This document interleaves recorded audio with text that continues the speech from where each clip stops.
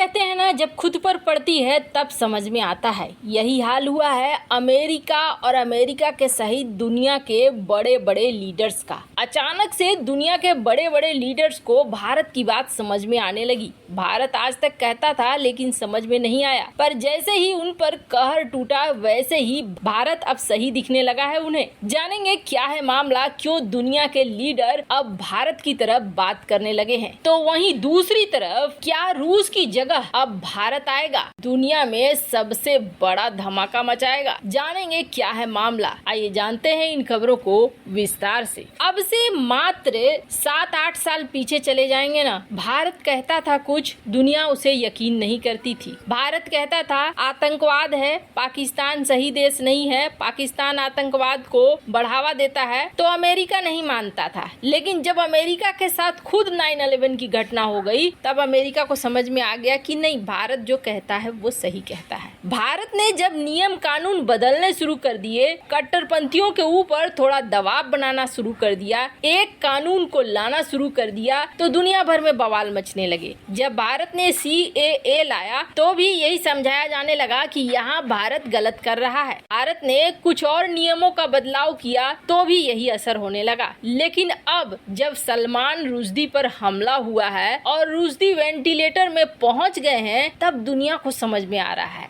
दुनिया के लगभग कई बड़े लीडर्स इसमें कूद गए हैं और सलमान रुश्दी के मामले में जो बयान दे रहे हैं, उस बयान से आपको समझ में आएगा कि अब ये दुनिया के लीडर भारत की बात समझ रहे हैं। बात दरअसल ये है कि सलमान रुश्दी जो कि मुंबई में पैदा हुए और बुकर पुरस्कार से सम्मानित हैं, 75 साल के रुश्दी रहते हैं अमेरिका में। इन्होंने 1988 में एक किताब लिखी थी, द सैटेनिक वर्सेज, और इसके बाद ईरान ने कह दिया था कि फतवा जारी करते हैं, इसको मार दो। ये एक तो कट्टरपंथियों की ये बहुत ही गंदी बात है। अब इस फतवे के डर से रुश्दी ने 9 से 10 साल तक अपना नाम बदला। अमेरिका में इन्हें एक नई आइडेंटिटी दी गई, एक नया नाम दिया गया। ये रेस्टोरेंट में जाते, कहीं भी जाते, उस नए नाम का इस्तेमाल करते। 10 साल तक ये उसी तरीके से छिपे रहे, लोग इन्हें ढूंढते रहे। फिर इन्हें लगा 10 साल बाद कि शायद अब चीजें लोग भूल गए होंगे, हमने 10 साल पहले एक किताब लिखी थी, अब तो बहुत समय हो गया, कोई कुछ नहीं करेगा,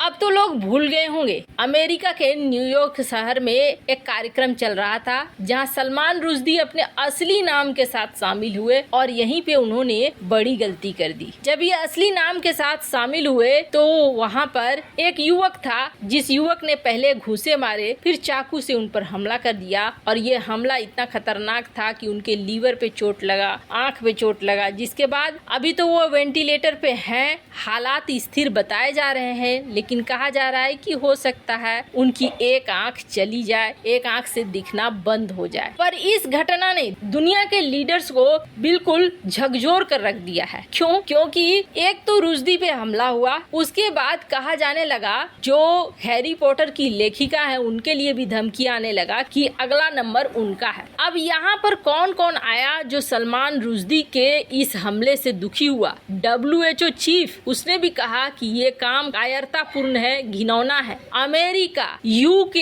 और कई यूरोपीय देश जो सामने आ गए, उन्होंने कहा कि सलमान रुश्दी पर जो हमला हुआ, यह हमला बिल्कुल गलत है, सही नहीं है, ऐसा नहीं होना चाहिए। कट्टरवाद का ये चेहरा अब दुनिया के बड़े बड़े लीडर्स को दिखाई दे रहा है और उन्हें समझ में आ रहा है कि भारत जो अब तक कहता आया है कि कट्टरवाद बहुत बुरा है, वो चीजें अब दिखने को सामने मिल रही हैं। सलमान रुश्दी पर फतवे को इस वक्त 10 साल बाद अप्लाई किया उस युवक ने। खैर, जहां एक तरफ ये सब कुछ हो रहा है तो वहीं दूसरी तरफ क्या भारत लेगा रूस की जगह? और भारत की बात क्यों हो रही है? भारत ही रूस की जगह क्यों ले सकता है? दरअसल इस वक्त एक अंतरिक्ष युद्ध सा चल रहा है और दुनिया के बड़े बड़े देश इस अंतरिक्ष में कब्जा करना चाहते हैं। इस वक्त कहें चीन, भारत, अमेरिका और रूस, ये 4 देश हैं जो अंतरिक्ष में बहुत तेजी से बढ़ना चाहते हैं। फ्रांस भी है, पर फ्रांस बहुत ज्यादा आक्रामकता नहीं दिखला रहा है। इस वक्त जो बड़े देशों में है, एक अमेरिका,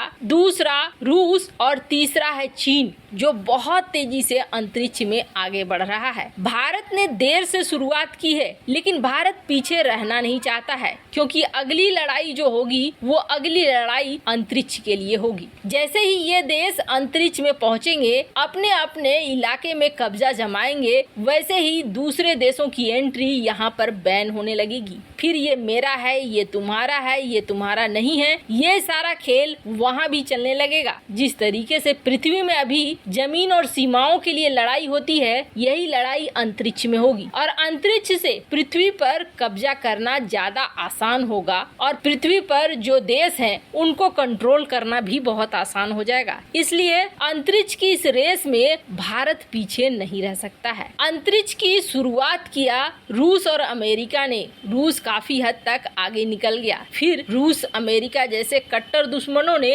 साथ मिलकर बनाया अंतरराष्ट्रीय स्पेस स्टेशन। ये स्पेस स्टेशन साथ मिलकर बनाया, जहां पर यात्री पहुंचते थे रूसी विमानों के जरिए और बाकी नासा वगैरह या फिर रूसी स्पेस एजेंसी अपना अपना काम करती थी। कुछ खोज करना हो या कुछ और परीक्षण करने हो, वो सारा कुछ करती थी। लेकिन जैसे ही रूस यूक्रेन की लड़ाई शुरू हुई, वैसे ही रूस ने दावा कर दिया कि हम स्पेस स्टेशन गिरा देंगे। ऐसा क्यों किया? ऐसा इसलिए किया क्योंकि अमेरिका ने प्रतिबंध लगा दिए रूस के ऊपर। अब रूस ने इस बात की घोषणा कर दी है, स्क्रीन निकल के बाहर आ जाएगा अंतरराष्ट्रीय स्पेस स्टेशन से, यानी एक बड़ी जगह हो जाएगी खाली। अब इस स्पेस स्टेशन के लिए अमेरिका चाह रहा है कि नासा को मदद की जरूरत तो है, पर अमेरिका भारत की तरफ इस वक्त नहीं देख रहा है। अमेरिका देख रहा है एलन मस्क की तरफ, यानी स्पेस एक्स कंपनी की तरफ। स्पेस एक्स कंपनी के जरिए अमेरिका चाहता है कि इस गैप को भरा जाए। लेकिन अब एक्सपर्ट ये सुझा रहे हैं कि भारत को इस मौके का फायदा उठाना चाहिए और भारत को आ जाना चाहिए रूस के